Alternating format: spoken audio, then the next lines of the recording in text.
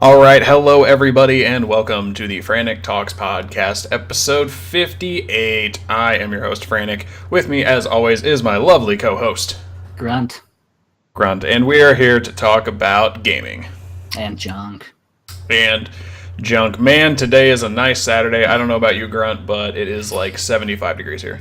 That was our weather yesterday. It's cold, raining. Well, it's not raining now, but it was earlier.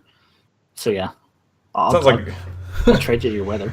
sounds like that's what we're in store for, huh? Probably. Oh, well, I like rain. Either way, let's move on first before we get into anything. We're going to let you know where you guys can find us. We can continue the conversation, all that fun stuff. So, if you want to stay connected, first off, find us on Twitter. That'll be the most direct route. You can hit me up. I am at FranticJ3. I point that way. There you go. Now, he is at Onyx Spartan, ONYX Spartan, all one word. Yes, and you can also hit up our lovely special guest podcast ghost, good old Freak Show 187 at Freak Show 187. He'll probably most likely send you a pun, and you can also hit up if you want to use less characters at Frantic_Talks. It's the official Frantic Talks Twitter account. Give it a follow as well because that is where you will get all of our article updates, notifications of when the podcast goes live, also when it gets posted onto our blog. All the good stuff will be there. And you also will be able to see when we tweet about going live on Twitch when it's not podcast related, although it will be. Actually, it's anytime we go live on Twitch. So, that being said, if you want to hit us up on Twitch and follow and make sure you don't miss an episode, head over to twitch.tv/Frantic Talks, all one word. And you can follow us where we are live every Saturday, usually at 3 p.m. Eastern. Usually we'll get to that because we're not at 3 p.m. Eastern right now. Okay. If you want to see the archive versions, Twitch will usually have the latest episode archive, but if you head over to youtube.com, search up Frantic Talks and find our channel and subscribe, you will never miss a video. It usually goes up normally about an hour after the Twitch stream. So you can catch it first there, but you can wait till usually Monday to hear the audio version, which will be posted, like I said, on our account. But if you don't know, if you don't want to follow us for some reason, don't have Twitter or whatever, you can go to iTunes and subscribe, or as of, yesterday? I think? Last night we were approved to be on Stitcher, which from what I understand is the Android version of the iTunes library for podcasts, right? Does that sound right? It's basically just another place to host your podcast at. They have a web version that you can listen to. They have an app for iOS and Android devices. Okay. So I found out about it through a friend of mine that I play Magic with. He has an Android device, and he listens to all of his podcasts through Stitcher, and he's like, you guys should get your podcast on Stitcher. And I'm like, all right, I'll see what I can do. Hey, I'm down to spread the word. So we are now on Stitcher, like I said, and on iTunes. Again, you can find us by searching Frantic Talks. That tends to be the catch-all case here. But lastly, you can also head over to facebook.com/Frantic Talks, all one word, and you can get a more condensed version of Twitter, but a more Facebook form of our Twitter account, essentially. But, that being said, all of that can be found in the good old footer of the Frantic Talks website, frantictalks.com, along with clicking into any podcast to get all the details you will need, especially need to get the subscribe to Stitcher button added into it. But other than that, that is where you can find us. Also, if you're interested in Magic the Gathering, it's already been mentioned once on the podcast, most likely will be mentioned again, magic.frantictalks.com. Yes, it will be. I have stories. Magic.frantictalks.com, and that is pretty much everything if you guys are interested in expanding your Frantic Talks knowledge, because we're so knowledgeable and stuff. So, Right? let's kick this off like we always do. Grunt, how was your week? It was pretty quiet, uneventful. We had one day of nice weather, so I took advantage of that. Did some stuff outside, enjoyed it. Yeah. Earlier in the week, it was spent putting the finishing touches on my Scion Flare deck. So last Sunday I picked up a few cards from my local card shop that I was looking to add to it. Put in a few things that I thought would be good for it. I found a couple cards in my own collection that allow me to pull creatures from my graveyard, which that's kind of one feature I wanted to try and see how that works with this deck.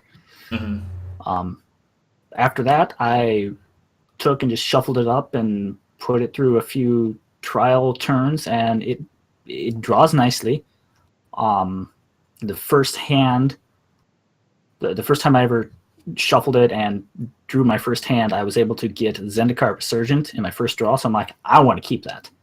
Oh, yeah. And essentially every other turn I was drawing lands. So by like, I think it was turn like 8 or 9, I had enough mana out there to put Zendikar Resurgent, and I had essentially by turn 10, I had like 14 mana with it out there. So That's nice. That's insane. That's quite a lot of mana, that's for sure. Yes. But dragons are expensive, so. Yeah, they do cost a lot of mana to play, so I imagine having double mana, always a good idea. Yes, it is. And especially with like fetch lands and that stuff, those are helpful. Oh, yeah, for sure. I have a deck list around here somewhere. I might have to share it. Hey, tweet it out. Works for me. I mean, yes. That was the biggest problem with my Threx Metal deck, my Thraxamundar based deck that I built. The first EDH deck I built is I went with expensive creatures, so it takes me a while to get things built up. Yeah. But I didn't have anything to help me build up to that. So I'm like, well, dragons are expensive, so let's look at what I didn't do for my Thraxamundar deck and change that. And since getting mana early on is a problem, I'm like, all right, so let's maybe figure out ways to help build that. So I learned new terminology, and my new EDH deck ramps partially. Well, that's good. I mean, you're going to need it either way, so. Oh, yes. Let's see, what else? Played some Destiny this week, earlier in the week. I think I was there for that. You may have been. We did Nightfall and like 2 games of the Crucible, I think. Somewhere around there. So, yes, and that's pretty much it, really. Okay.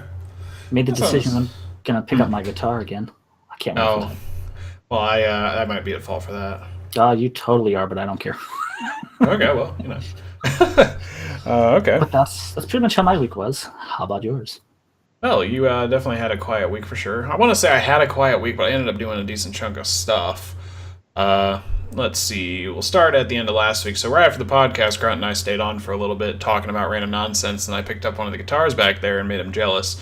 So that more or less rekindled the fire in my spirit to finish writing a song / album, I want to say, but in reality it's 2 songs and I need more than that. It's just 2 ideas I've had that I shit you not since I was around 14 years old. So we're creeping up on 10 years of this being an idea in progress. This is not Chinese democracy levels of failure. This is just, something I've been wanting to do, and then my taste in music has changed drastically in 10 years.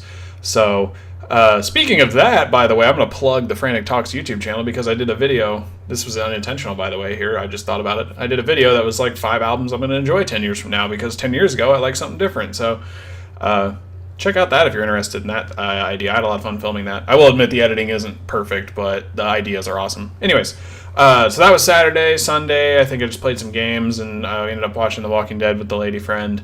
And then the week was rather slow to start off, and then when it got to, I want to say Wednesday. Wednesday was a lot of fun. So Modern Masters 2017 just came out, which is a Magic the Gathering set. If you're unfamiliar. And what it is it's a reprint set where they print more powerful cards in a more limited amount and then sell booster packs and boxes. It's only legal in the sets they're legal in. It's not like we're getting new cards. They're all the same. It just helps bring the price in the secondary market down. For instance, 2 of the most expensive cards in the set were over $100 each. Now they're down to about $70 and $90 respectively. So it helps for sure because now it's not triple digits to buy 1 copy. It's triple digits to have 2 copies. But it was exciting. And he got a box and was really itching to open it. So we got together on Wednesday, and we started off with a pack war. It was a lot of fun. I ended up getting some really blinking blue-white deck that just decided it wanted to bounce my creatures up and down, which was fun, but it had no way to win. Sorry, I should have prefaced what a pack war is. So if you're unfamiliar with booster packs in general, you get 15 cards. There's a rare, a couple uncommons, and a lot of commons, and typically the rares are pretty good, uncommons here and there, and commons are just kind of meh. with a few standout cards. And the idea is you open the pack, take out all the random like nonsense, which is a token and a land card, and you put in 15 lands, 3 of each, and then just shuffle them up, play a game. So we did a triple threat, 3 people doing this. I ended up getting my butt stomped, but opening hand, I had a card that stopped artifacts from working, and both of my enemies, which were my friend Bob and Chris, ended up playing mana rocks, and I just turned off their mana rocks on turn 2. So I'm not surprised I died. Not surprised I died. It was really fun. And then there's only 24 booster packs in a booster box. There's not 36 because they do it very limited. There are 24 in a booster box, and we decided since we only had 21 left, we would do a sealed pool, but a normal way. So what a sealed pool is you get 6 booster packs, you open them all up, and build a deck from it. A 40-card deck, not a 60-card deck. I mean, you could do 60, I wouldn't recommend it, but normally you want to build around a 40-card deck. So we each opened up 6 packs and built decks, and I ended up building this token deck. Bob ended up building... Bob's the guy who bought the box, by the way. He ended up building just a Esper good stuff, but it wasn't really good stuff because he felt his sealed pool had no direction, like he didn't think he could work. And then Chris built this Mardu deck that was lots of smaller creatures. And what ended up happening is Chris and I had Soul Wardens out, which just gain life whenever something enters the battlefield. I had 2, he had 1 by the end of the game, and I was racing him in life. And he was hitting me pretty hard every turn, but my deck was a token deck, so I could just keep creating tokens, and it was really hard for him to answer. And all in all, I ended up winning by the end of it, and it was a lot of fun. And then we just cracked the last 3 packs, and that was the box. So that's what I did with Magic this week. And I also built a couple of deck lists, tentative deck lists, seeing what I want to try to do with these decks that I have in mind, which made me think when you said you share your deck list, I was like, man, if I shared my deck list every time I made one, there'd be like 3 a day. So I constantly have ideas running through my head. Other than that, though, the only other highlight is last night I went and saw Toruk, which was the Cirque du Soleil Avatar Blue People movie. It was kind of like it took place in the Avatar universe on the Pandora planet. So that was very interesting. Now, I'd never seen Cirque du Soleil, and this isn't the Vegas level Cirque du Soleil or like your international level. So it wasn't insane by any means, but it was very impressive. A lot of the acrobatics, and I'd never really gone to a show that was more about them running around and performing than it was. I guess I've never really gone to something that's been very visual. It had a story, but it was a very simple story, and everyone besides the narrator spoke the Pandoran language or whatever. So that was really weird.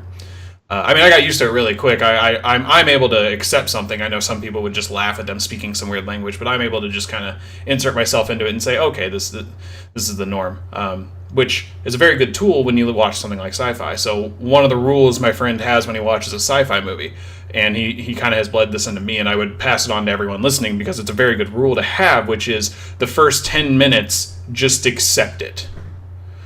The first 10 minutes, this is fact. And if you think about that, it might not make too much sense, but when you jump into a movie where it's like, oh, the Rathnians on planet Ranagar are fighting over these people. Okay, I have no idea who this is, but I'll accept what you're telling me.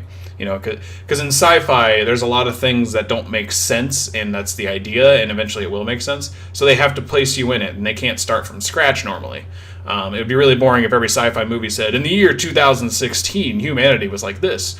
2020 they had this great war, 2050 all this, and they just go through a timeline to get you up to speed. Instead they just plop you in and you just kind of have to accept it. So I was used to that with the show, and overall I enjoyed myself. It was a lot of fun. Took a couple cool pictures that are on my Instagram and Twitter if you want to look at those. And I think that about does it for my week, because that brings us to today, which, speaking of today, we're starting an hour late because my internet died on like Thursday, so that was fun. I really don't have anything to say. It's just my modem crapped out and didn't work anymore, so I got a replacement modem around 2 o'clock, and he was finished close to 3, but then I had to pick my car up and all this. It's a boring story. We started at 4, and now we're here, and that's how we got to today. So that was really poor sci-fi storytelling. Storytelling. God. I'm going to accept this. Yeah. Okay, that's fair. The late start is totally your fault, and I'm personally pulling for the Arathnians. Well, I didn't even say who they go to war with. It'll be the Malarnians. I don't know. I'm just making words up. I'm pretty sure that's 90% of sci-fi too. It is. We should start a challenge. Everyone listening right now needs to send us ideas, and we'll write a story around it. Do it. It has to be cohesive. It can't just be stupid. Now, I will laugh at things, but I'm not going to accept like a submission of, oh, the dick bags, they're the race. It's like, no, what are we, 10? No. So I could think of someone who would totally suggest that. Oh, I know exactly who would suggest that. Our lovely ghost. Freak Show bot, because he's a... Freak Show bot? All right.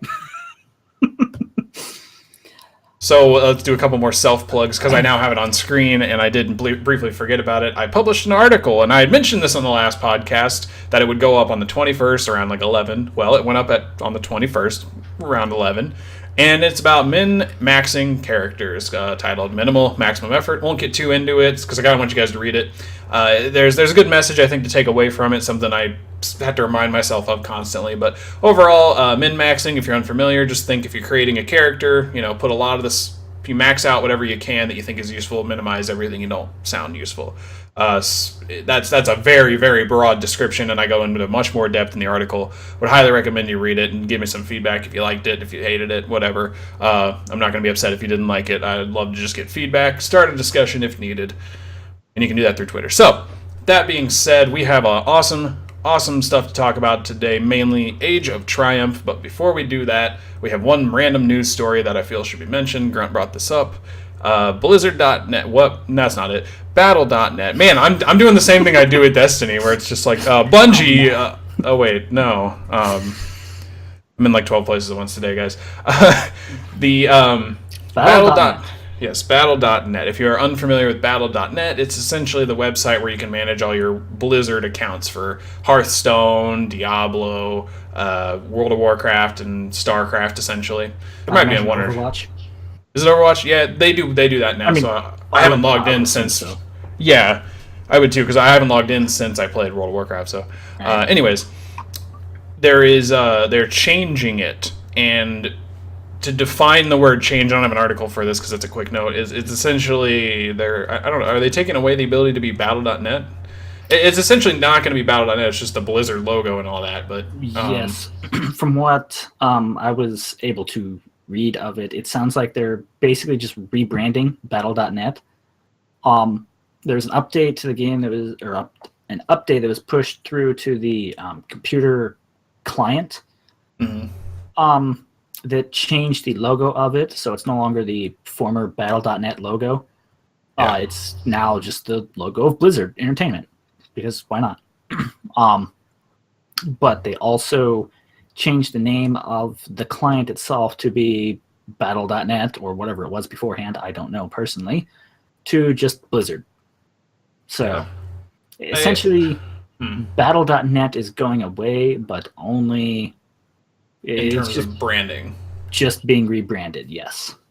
Yeah, I will definitely say when I first started playing and my friend said, oh, you gotta log into your Battle.net account, I was like, what the hell does that even mean? So I think it's just maybe it's this, like, segmentation they did back in the day, and now they realize they just don't need it. Right. Either way, it's nothing big. Like I said, that's why there's no, like, story in the background, just because it's a quick note that they're rebranding it, essentially. Battle.net, I'm pretty sure, redirects to where it needs to go now. So, if that applies to you, you now know. Because I didn't know. Technically, it does apply to me. I have a Battle.net account, but... Yeah. The more you know. The more you know, guys. Speaking of knowing more, if you don't know everything about Age of Triumph, you're about to. Holy shit, is this going to be awesome. Now, I want to say that we normally, at this point, before we talk about any Destiny news that there would be, because we tend to talk about that a lot on this podcast, is that we would normally probably start doing our weekly predictions here. That being said, because of how Tuesday is going to work, when there's going to be a new update, Age of Triumph, or 2.6.0, I think, it's going to be a little different. There will be a nightfall that happens right before 1 o'clock, which starts at like 5 a.m. or something, Eastern specifically, 2 a.m. Pacific. God, that was a bad choice of words. There'll be like a nightfall, and then it'll go away, and there'll be the new nightfall and all that fun stuff. So we could predict both of them, or try to only predict one or whatever, but instead we're just going to kind of leave it be and then kick back onto our stuff the next week. So that's about what we do here. But let's start talking about Age of Triumph. Man, does this look good. So if you I'll give you the quick synopsis here of what Age of Triumph even is if you have been living under a rock or just don't care about Destiny in the past month. Age of Triumph is the last update, the last live update that's coming to Destiny. Now, we've talked about it the past 2 weeks. If you happen to miss those episodes, no worries. We're kind of just like learning more and more as we go. This will kind of catch it all and kind of regurgitate some of that information with more known stuff now. But either way, this is a last live update to Destiny. It's going to have a lot of cool stuff. It's going to bring all the raids up to light level. It's going to introduce some more unique things to them, like a couple of new challenge modes to the ones that didn't exist. We're going to get some other cool raid armor, which can be seen on screen right now. And it's going to have a lot more cool stuff, and it's just essentially celebrating all of Destiny. And it seems like it's going to be a great way to send the game out before we hit Destiny 2, which technically got leaked. Well, a poster got leaked, but I don't know if I want to say any of that just to avoid any spoilers some people may not want to hear. So we'll avoid that beyond. There is a poster that was leaked. You can head to like the subreddit and check that out if you are more interested. It gives us a tentative date and that there's probably going to be a beta. So other than that, Age of Triumph, and they had this stream this past Wednesday showing us all the sandbox updates, showing us all this new awesome armor along with what they're kind of doing with some of the stuff like raid primaries and all that fun stuff. So I think we'll start with armor particularly because that's where they started. Grunt, Oh, man. Fill us in on what's going on with this armor. Well, each raid is getting its own set of armor like it always has. Mm-hmm. They are redesigning it to some extent, but now it's going to have ornaments that you can attach to the armor, and it will change the look of it like ornaments do for like weapons and like chroma for current armor pieces. Yeah. But man, does the vaulted glass armor look really sweet. So I just want the warlock armor. I want to look like a Gorgon. Yeah, I do enjoy the Warlock armor. I'm really jealous of it. So what's on the screen right now, I'll kind of walk you through it. On the far left is the Oryx stuff. It kind of glows. It has this like seeping like energy cracking from it, followed by the Vex, where you kind of have them glowing with different parts of their armor being Vexified, whatever that means, which really means like you have Vex pieces in certain areas. And then next to them is the Vex legs. Yeah, you have Vex legs. Next to that is the Crota armor, which has like crazy protruding like spikes and shit. And then the best looking armor out of all of them, Oh yeah, honestly. And I think that might be my favorite. And then finally the updated Wrath of the Machine armor with what they said was the most like stuff coming off of it, if I'm not mistaken. I forget the words they use, but it has like a lot of crap glowing coming off of it. It's Siva. Yeah, it's Siva. So the special notes here beyond what they look like and how awesome they are is that the Hive armor, which is Crota and Oryx, when you get damaged, they actually kind of like disappear and then regenerate as your health comes up. So that's a really cool effect that's hard to describe. You might have to watch like the stream or a stream highlight video or something like that. So that's first. And and these raid ornaments you can get from doing challenge modes, yes? Yes, you will receive the ornament for the armor when you complete a challenge mode as a featured raid. Yeah. Or during a featured raid, I should say. The good part about that is if you have like a piece of Crota armor that you want to put an ornament on, but say Wrath of the Machine is the featured raid for the week, you can take the ornament from completing one of the challenge modes for the Wrath of the Machine raid that week and attach that to the Crota armor that you want to deck out in all of its new armor ornaments. Yeah. Wrong choice of word. No, you're good. They're versatile. You can use them. Yes. So that means if you already have your full set of Crota armor, but Crota was just the weekly feature and you don't have enough raid ornaments, you can still get those ornaments, apply them. You don't have to wait 2 or 3 weeks for it to come back. Yes. So which is pretty great, honestly. Yeah, that's pretty awesome. So speaking of these weekly raids and stuff, raid primaries, raid secondaries, and your specials, all that fun stuff, your heavies. Those are all coming back up to light level, except what are the two? The original Black Spindle, because I don't know the names of them. It's the Black Hammer. It's Black Hammer. essentially the Black Spindle.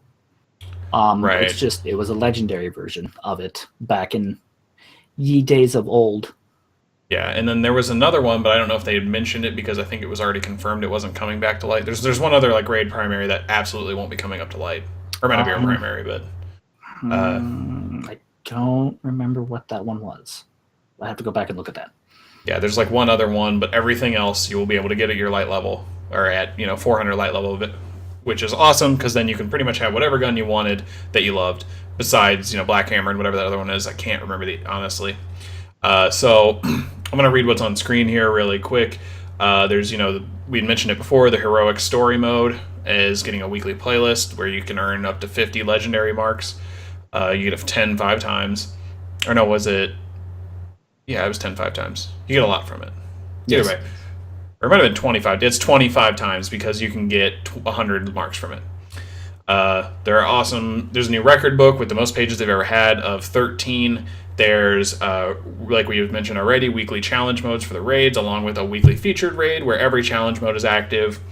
The awesome new armor and weapons that you can get, along with the strikes that I think have a chance to roll with the Daybreak modifier, but Nightfall will roll with it for the first 6 weeks, which, by the way, Daybreak essentially turns on Mayhem mode, but in Nightfall, so your abilities recharge super fast. And then there's these awesome treasures of the ages that you can get 3 times a week that will drop a lot of this cool stuff. Yes, and the armor for that looks really cool. I want the Yes. I want the Warlock Bond. It will have the to quickly describe how the armor for the Age of Triumph will look. The actual Age of Triumph armor itself, it's getting its own armor set. It's essentially going to have the logo that you've seen associated with Age of Triumph on the armor, but that will only be able to be active through chroma. So if you have like an orange or green or a magenta, if you want to use that color even, you can go activate that with one of those chroma pieces and you'll have a nice green, orange, or magenta colored Warlock Bond or cloak or something with the Age of Triumph logo. So Right. it looks pretty cool. And one thing they showed off during the stream this past Wednesday with the Age of Triumph Warlock Bond is it changes the images every so often on the bond. So Yes. Yeah, that's pretty cool. yes, the bond I have currently on my Warlock is from the new Sepix Strike, I think. Sepix Perfected. And it kind of does the same thing, and I really love that. So I'm pretty anxious to try getting the Age of Triumph bond for my Warlock. Nice. Okay. Well, yeah. Slap a blue chroma on it. Oh, man. It sounds like you could do a lot of cool mix and matching. And they did say on stream, don't do that. More jokingly, which means people are probably just going to send screenshots to the team of them in hilariously colored armor. I hope so. So out of all the stuff there, at least related to the raids, one thing we have yet to mention, and I'm going to scroll down here, is this cool record book and all that fun stuff. Raids are returning, and primaries, we had thought about this, mentioned this, and heard about it, kind of like through the grapevine, that elemental primaries were somehow coming back, but we didn't know how. Right. Those things are tricky, you know. Yeah, they're very tricky because from what I understand, year one, it was just like you always used during the certain burns. There was no way to balance it out. Right. There's probably a better way to say that. They were primary weapons with elemental burns on them were very, very relied upon during PvE content, specifically like Nightfalls or when you would have the weekly heroic strike. Back in the day, there was only one strike per week instead of a playlist that had all the strikes and the modifiers on. Fun fact for those newer Guardians out there. Including me, because I didn't know that. Yep, you had one strike, you got strange coins as a reward, and this is a nostalgia trip. Getting back to point here. But yeah, that's the whole reason they got rid of primaries that had the elemental burns on them, because during weeks with burn modifiers, they were really the only used weapons. And it goes back to the whole reason there's been all the special weapon changes or special ammo changes, is they want the variety there between the weapons, and they didn't feel that was going the right way, so they just, okay, be gone, Right. ye elemental burns. Right.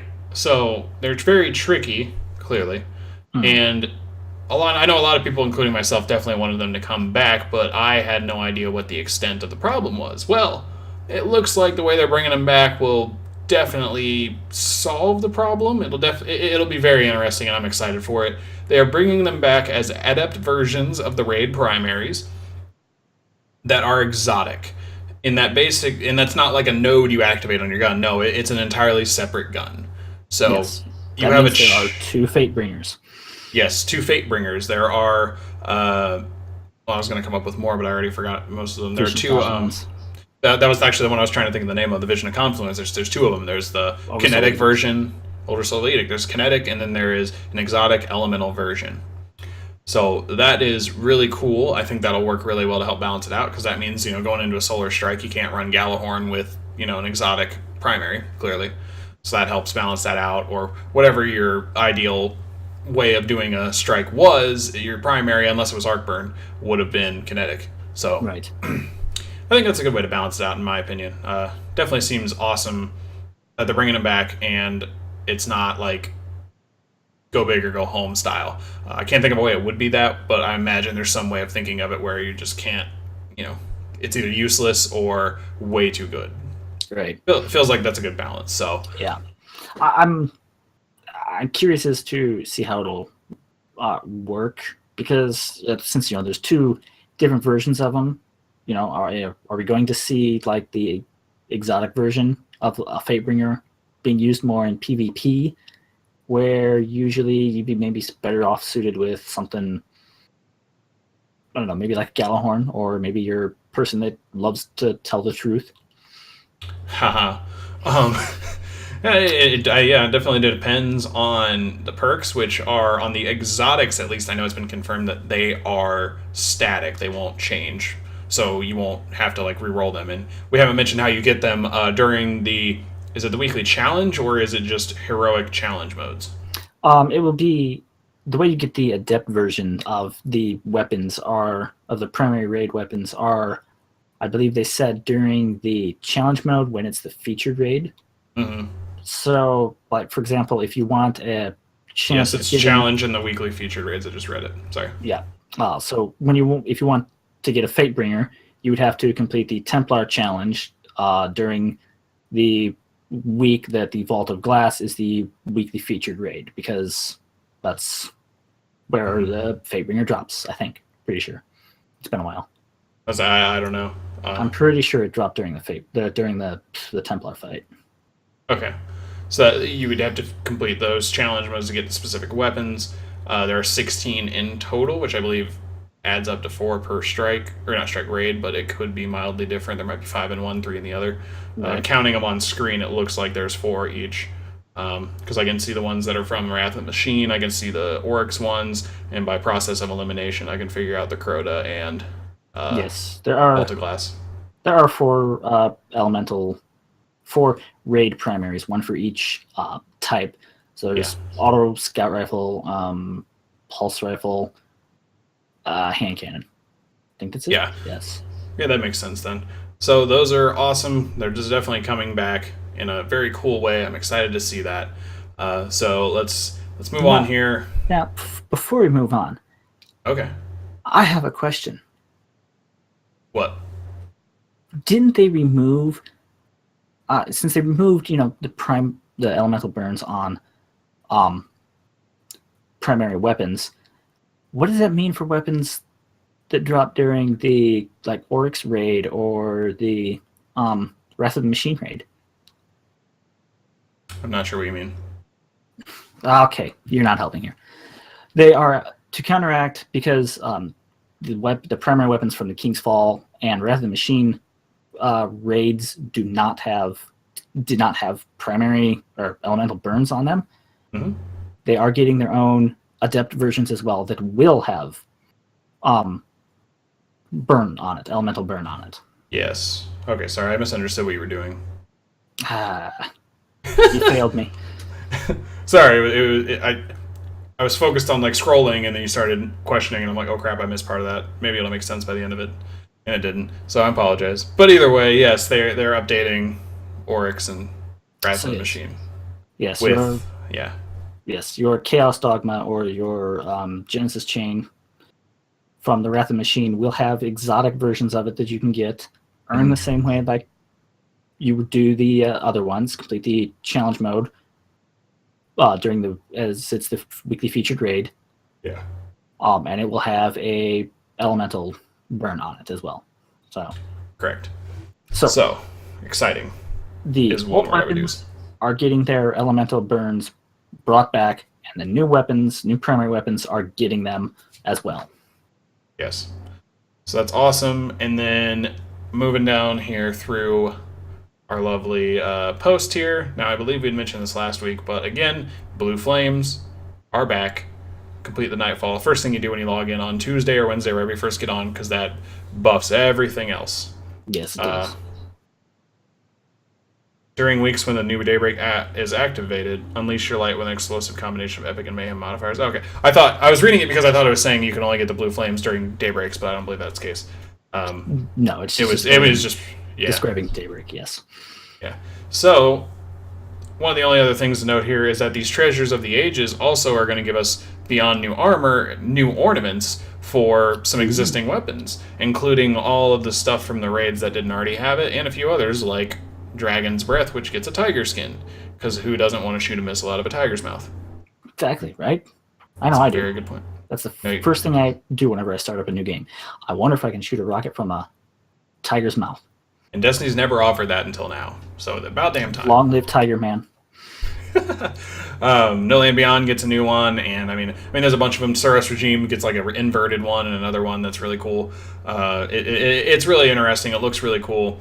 I'm excited to get some of those. Although most of the primaries or most of the exotics I have already have the ornaments I want, but I'm sure there are more arguments to be made there. Bad Juju is one of the only ones that I really wanted the ornaments, and I got both of them. So outside from what we've seen of the new ornaments for the new weapons, the Necrochasm looks the best. I don't recall seeing it, but it's essentially just a like dark blue matte kind of color, so it looks really awesome. Okay, well that's cool. I believe, and we'll get on to put a bookmark there because there's one last thing to say in the post, then there's other things to add. The last thing that is in the post is that there are 2 free emotes, which are please and thank you. We will be able to be picking them up at the emote collection in the tower upon the update. So that is all that is in this post. Now, there are a few other things that have been confirmed by Josh, what's his last name? Hamrick, on Twitter. He was up answering questions for like a day straight after that stream, and it was pretty awesome to see him confirm a lot of stuff. Now, the most interesting things to come out of this, and why I said put a bookmark in what we were just talking about, is that, what were we just talking about? How did I forget that quickly? Oh my, we were talking about ornaments. That was literally the last thing we talked about. I know, but there was... Was it... Oh, Necrochasm. There you go. He believes... Well, I remember the quote specifically. He believes there is a new quest to get the Necrochasm. Ooh. That's what I heard. Interesting. But beyond that, there is something I'm excited for, which is weekly resets of the vendor weapons. Which is awesome, because currently they would only reset every time they do like a live update or something like that. Right. Now it is pretty much confirmed that the vendors are going to reset weekly, which means all the weapons are going to get like really cool rolls, and there will be weeks where there will be god rolls on weapons that you may never know you wanted a god roll on. So that sounds really interesting to me, and mainly because I always watch reset videos on Tuesdays, and the guys I watch are like, oh, I gotta film all this crap, and it's like, yeah, you do, and I want to watch all of it because I want to know what's good. I'm bad at figuring that out. That was confirmed. I want to say there was a few other details, but those were the main 2 I wanted to mention, mainly because we just talked about the Necrochasm, and because that other one's very important. That's actually going to be very nice, because since you're going to be earning so many legendary marks throughout the week, between the featured content or the featured content, the weekly featured activities, and even just getting legendary items and dismantling those, Oh yeah. So You gotta have something to do with all those marks. Oh yes, it makes perfect sense, and I'm really glad they did it. Yeah, because that means if there's and I don't know if this means only the year 3 versions of whatever the vendors were selling. Like, I don't know if that means only those will show up. Maybe like year 2 versions of stuff will pop up in there. I don't know, so don't quote me. But that does mean that if there's a gun that you want that doesn't have a good roll and you haven't gotten a good roll, better chance of getting that. Right. That'd be very cool, actually, if they brought back some of the older weapons that you could like buy for a week. Yeah, exactly. Like, because I know the actual inventory, not just the perks on the weapons, but the actual inventory itself updates with some older weapons. That'd be pretty cool. Yeah, I think it'd be cool, but this is speculation at this point. It's just, I know that there's a lot of weapons that you can only get at this point from rank up packages, right. Which sounds like it's not going to be too terribly hard to do. It's just they're going to be resetting those, so I wonder if they'll include them. I guess we'll find out on Tuesday. So I think that covers just about everything we need to cover on the Age of Triumph. It sounds amazing. It's coming out Tuesday. I don't know if they've confirmed the time yet, but I'm going to make an educated guess and say 10 a.m. Pacific. 10 a.m. Pacific is the time they said it would come out. Okay, so I was right. It's not hard to guess that. It's always when it comes out. It's going to be awesome, and I will definitely say we are going to stream as much of it as we can for the first 2 days. You guys can stream definitely when it comes out, but I know the Frantic Talks account, when I start streaming it, will be, shortly after I get off work on Tuesday around 6 o'clock. So when you're hearing this podcast, depending on the time, from around 6 o'clock Eastern, Tuesday evening, till early in the morning on Wednesday, followed by a pretty much all-day Wednesday stream. We'll be live on the Frantic Talks account, streaming this stuff if for some reason you can't watch it yourself, or you can't play it yourself, or you're just curious if you should pick Destiny back up again. Either way. Nice. That'll be happening. I'll definitely make sure to remind myself to return on the stream because I might forget. And with all that time spent recording, I might have a chance to actually put together a decent montage. I didn't forget. It's just that the content that I had when we did our quick stream the last time was not enough to make a long enough video for me to, what's the right word? Edit together. Well, not edit together, just more like convince myself it was worth it, the time and effort. I just don't know what the right term to use there is. Yes, I understand what you're trying to say, but I don't. Either way, yeah, there just wasn't enough. So, anyways, I think that about does it for us. We're gonna probably wrap up here. A little shorter episode, but we just had a little bit to talk about. Nothing else crazy happening in the world of gaming, which it's been a little slow here. Either way. Go ahead. I have one last thing before we wrap up. Oh, I was going to start wrapping up, so go for it. All right. So, it's been 3 years since, roughly about 3 years since the first game came out, or since Destiny originally came out. Age of Triumph is our last live event before, Destiny 2 is on the horizon, I'd imagine. Mm-hmm. What is one thing that you remember from your time playing the game that just sticks out? Oh, man. The immediate thought, Archbishop. Absolutely. That's like, when anyone asks me what I love about Destiny, there's a lot of things, but you truly can't beat the infancy when you do get into something. Like, I remember distinct things from when I was much earlier into Magic. So when it comes to something like Destiny or the early Halo days, I remember those more vividly because everything else starts blending together once I learn it and just start doing it. I can think of a few specific things, but the Archbishop stands out the most. And if you aren't familiar with this, because we kind of make the joke, I don't know if we ever explained it, I honestly couldn't remember the name of the Archon Priest, and eventually I could, but clearly. But anytime we loaded up that strike during House of Wolves, because that's when I officially started playing Destiny, I just kept calling him the Archbishop, which is kind of close to what he was. It's not at all close to what he was. Priest, Archbishop, yeah, there's... It made everybody upset. Not at all. And I want to say I had another one that I said, but that was the main one. Because we still say it today, just the Archbishop. Yes. I guess the only other, I think I could think of like one or two other things. The first time we beat Oryx, that was my first raid I ever won, and dear God, did that take forever to beat. It took 3 days. Yeah, it took us a damn long time. And then getting my solar cape, because God knows that built up to so much hype, and I got a perfect roll on it. By the way, if anyone's curious, I was glad I did because my first roll on it was perfect. But either way, I was super happy. So I think that's about where it all sums up. What about you? Ah, man, I have so many, but I think probably the couple that stick out the most. When I first beat the Vault of Glass, Oh yeah. um, the main reason is the normal mode of Vault of Glass is level 26. When I went through it, I was 2 levels under level for it, so I was level 24. I was essentially doing nothing during that final phase during Atheon, which we've apparently been pronouncing wrong all these years, according to the launch trailer for Age of Triumph. Whoops. Oh, whoops. It took us 5 hours to beat Atheon. Damn. Yes. Everyone else was around 26. They were maybe about level 27, because back then the light level worked differently and it was a little bit more confusing than how it is now.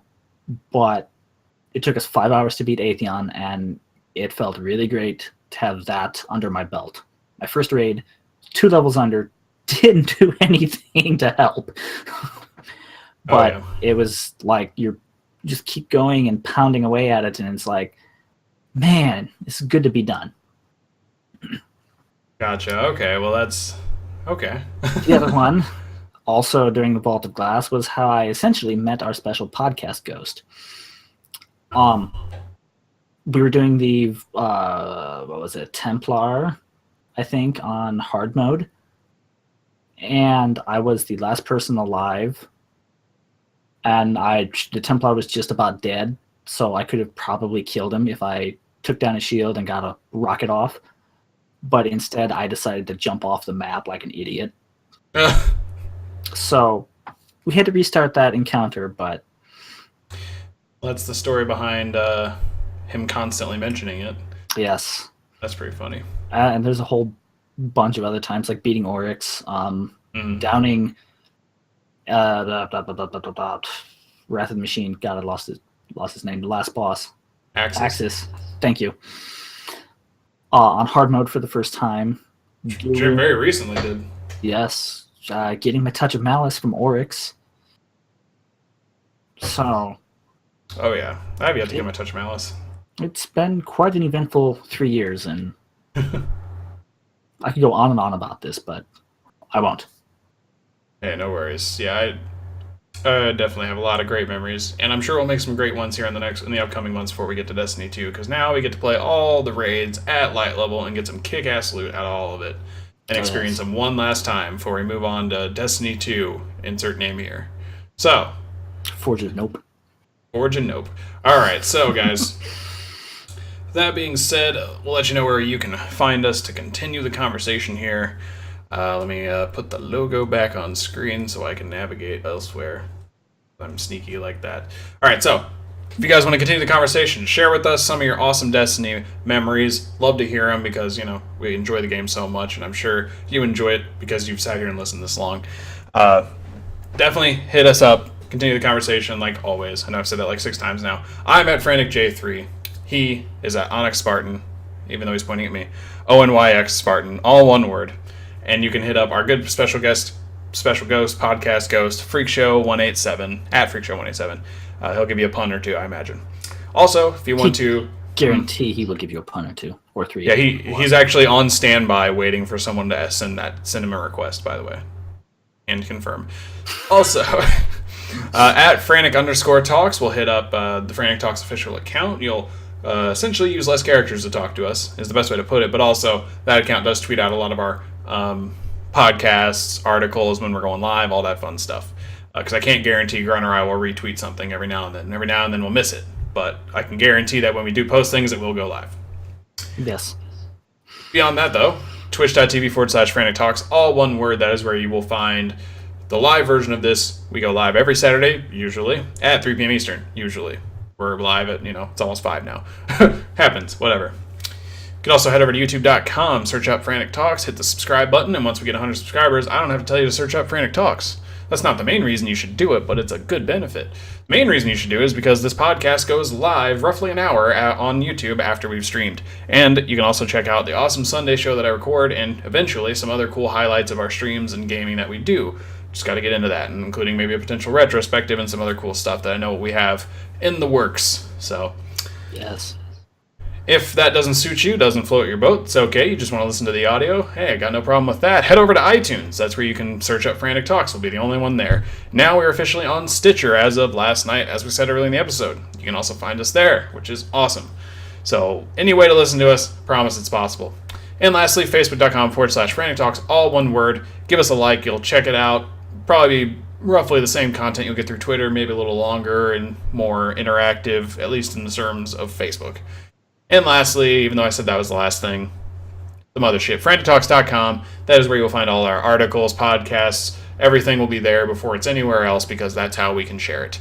So if you're looking for any information, it's all in the footer. If you're looking for the podcast, it's right there. The magic side of the site is also a link, or magic.frantictalks.com. Skip a click. It's all there, and you can check it out. Give us feedback on whatever you like, didn't like. Maybe you want us to continue. I've actually gotten people telling me they want my Magic podcast to go on, although I haven't had any ideas to record, unfortunately.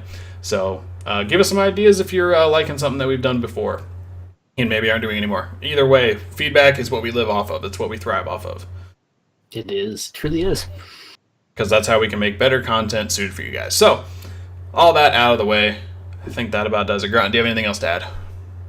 I believe that covers it. Alrighty then. Well, guys, we will see you guys next Saturday at 3 p.m. Eastern. Hopefully, nothing comes in the way. But, as always, I'm Frantic. I'm Grunt. See you guys next time.